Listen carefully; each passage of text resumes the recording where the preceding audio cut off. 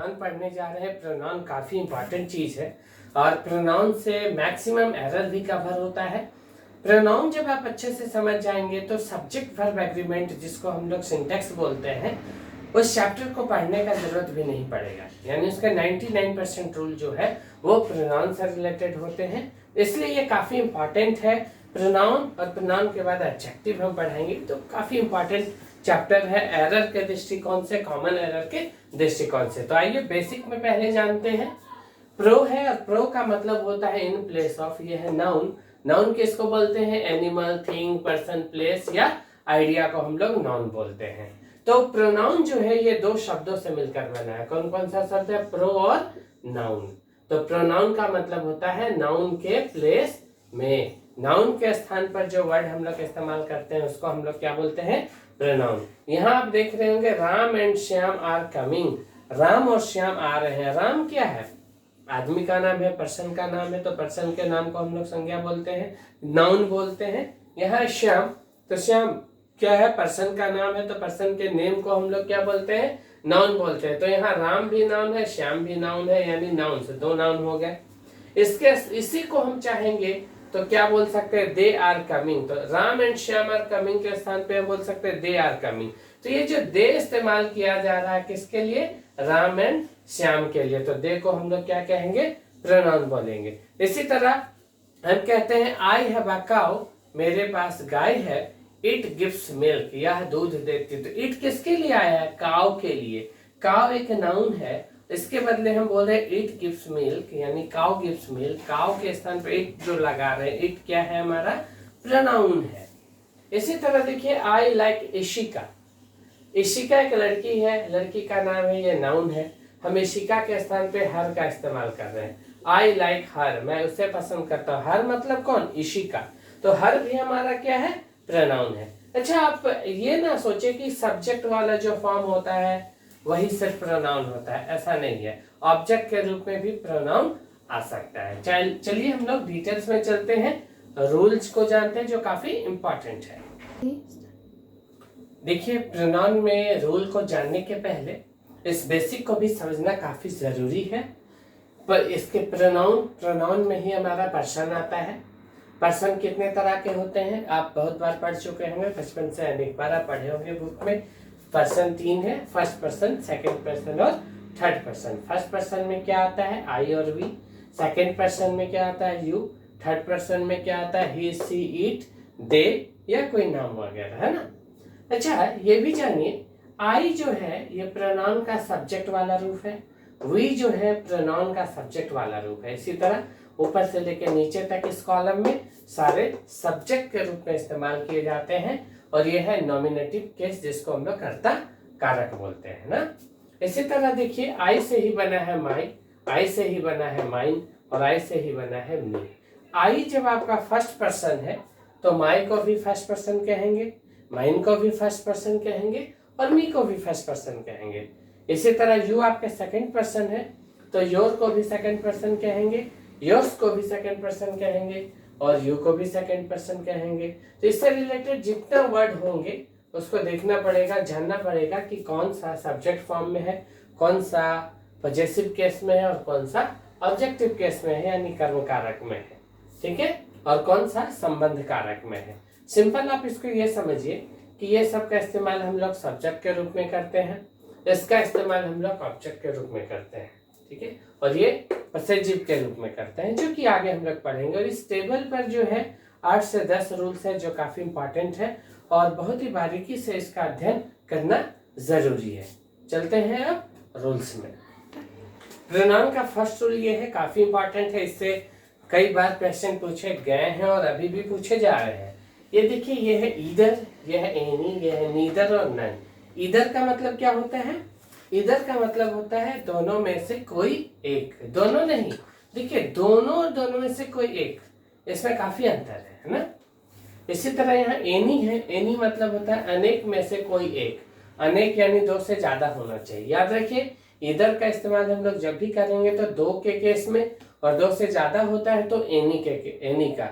जैसे 2 में से कोई एक तो ईदर, लेकिन 3 में से कोई एक तो उसके लिए हम एनी बोलेंगे।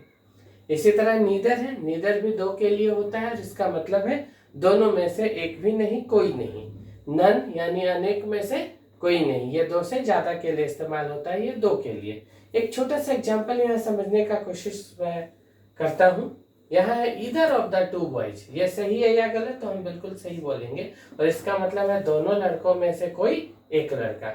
और यह neither of the two girls, ये भी सही है, यानी दोनों लड़कियों में से एक भी लड़कियां नहीं है। लेकिन अगर हम यहाँ ईदर के स्थान पर यहाँ जो ईदर है, यहाँ पर अगर मैं एनी लिख देता हूँ, any of the two boys, तो वो गलत हो जाएगा।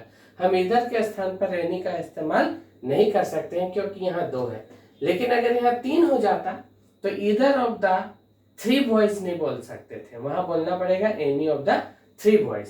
तो डियर स्टूडेंट्स, आपको याद रखना है ईदर जो है ये दो के लिए इस्तेमाल होता है, एनी जो है दो से ज्यादा के लिए। यहाँ देखिए एग्जांपल है any of the two boys, तो ये गलत हो जाएगा। Any of the two boys हम नहीं कह सकते हैं, दो में से कोई एक को कहना हो, तो यहाँ टू है तो दो में से कोई एक के लिए एनी का इस्तेमाल ना करके क्या इस्तेमाल करेंगे, ईदर का इस्तेमाल करेंगे। इसी तरह फाइव बॉयज है, तो फाइव बॉयज है तो any of the five boys, ये मेरा सही है। इसी तरह neither of the three boys, ये गलत हो जाएगा, क्योंकि यहाँ तीन है, तीन के लिए हम लोग नीदर का इस्तेमाल ना करके किसका करेंगे, नन का। इसी तरह अभी एक और एग्जांपल आप समझिए, यहाँ पर अगर कहीं लिखा हो ईदर ऑफ द, यहाँ मैं लिखता हूँ, अगर ये लिखा हो ईदर ऑफ द बॉयज, यहाँ पर बॉयज के पहले टू है, थ्री है, फोर है, फाइव है, ये लिखा हुआ नहीं है, तो आपको यहाँ खुद से समझना है कि ये जो चीज है ये सही है, और ईदर ऑफ द बॉयज का मतलब हो जाएगा दोनों में से कोई एक लड़का, क्योंकि ईदर है यहाँ तो पता चल जा रहा है ये जो बॉयज है ये दो लड़कों के लिए ही इस्तेमाल हुआ है। या एनी ऑफ द बॉयज भी है तो वो भी सही माना जाएगा, क्योंकि एनी ऑफ द बॉयज अपने आप में सही स्टेटमेंट है, और बॉयज जो होता है दो से ज्यादा के लिए भी इस्तेमाल होता है। तो एनी ऑफ द बॉयज और ईदर ऑफ द बॉयज भी सही है, यहाँ संख्या नहीं है। तो अदरवाइज अगर कोई नंबर दिया हो तो आपको ध्यान रखना है ईदर और एनी। अब इससे रिलेटेड वर्ब के बारे में हम बात करते हैं। डियर स्टूडेंट्स, एग्जांपल देखते हैं। Either of the boys, either of the boys मतलब क्या हुआ, दोनों में से कोई एक लड़का। Here we are talking about a single boy, singular boy, एक लड़का, वन बॉय के बारे में बात कर रहे हैं। Here we are not talking about two boys, दो लड़कों के बारे में हम यहाँ बात नहीं कर रहे हैं। यहाँ ईदर से पता चल रहा है और यहाँ बॉयज है, इसका मतलब दो लड़का है, दोनों में से कोई एक लड़का। अब either of the boys is coming होना चाहिए या आर कमिंग। तो बहुत सारे स्टूडेंट्स गलती कहाँ करते हैं, ये देख लेते हैं बॉयज है तो बॉयज के साथ आर लगता है।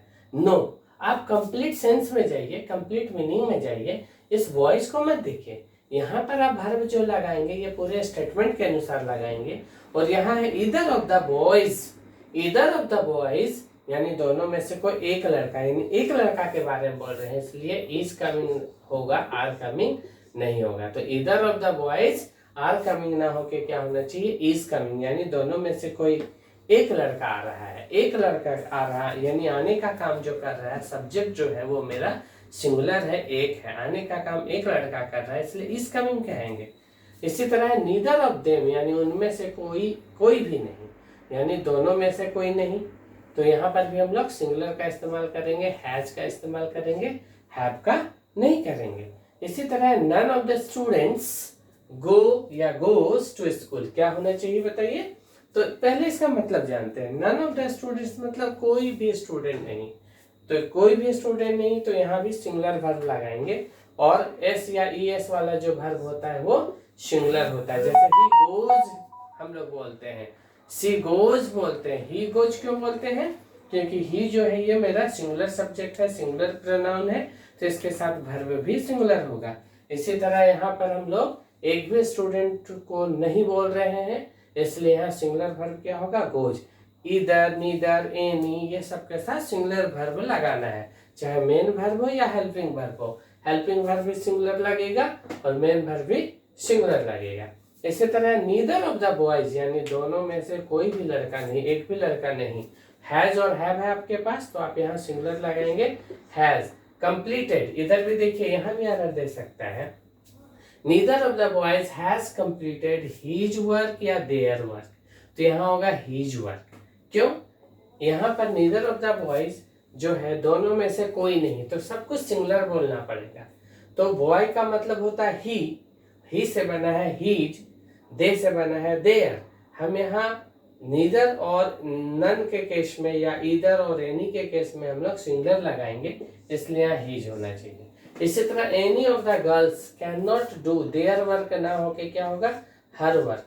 सब कुछ सिंगुलर इसमें लिखना पड़ता है। अगर होता either of the two girls, suppose अगर होता either of the two girls has completed their work, यानी दोनों में से कोई भी लड़की जो है अपना, ईदर ऑफ द गर्ल्स जो है दोनों में से कोई एक लड़की के बारे में बोल रहे हैं, तो उस केस में हम लोग गर्ल के लिए शी मानेंगे और शी से बना है हर, तो वहाँ हर का इस्तेमाल करना पड़ेगा। तो ये काफी इंपॉर्टेंट चीज है, इसको थोड़ा ध्यान में रखिएगा। यहाँ एक बॉयज था इसलिए एक बॉयज को देखते हुए हम लोग हीज लगाएंगे, ठीक है। यहाँ गर्ल्स है तो एनी ऑफ द गर्ल्स मतलब लड़कियों में से कोई एक लड़की के बारे में बोल रहे हैं, इसलिए हर वाला फॉर्म ले रहे हैं। ऑलराइट, चलते हैं नेक्स्ट क्लास में एडवांस रूल में।